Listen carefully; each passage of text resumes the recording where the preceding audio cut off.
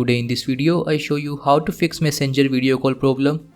For fixing Messenger video call problem, the first thing you can do is check for Messenger update in Google Play Store and update your Messenger app if you have any updates for it. And if this method is not working or you don't have any updates, then you can try to clear Messenger app storage. For this you have to press and hold the Messenger app. Now click on app information icon and open storage like this. Now you have to click on clear data. Now click on clear all data. Click on OK. By doing this your problem will be fixed, and if you still have video call problems on Messenger, then open app permissions and allow all app permissions like this.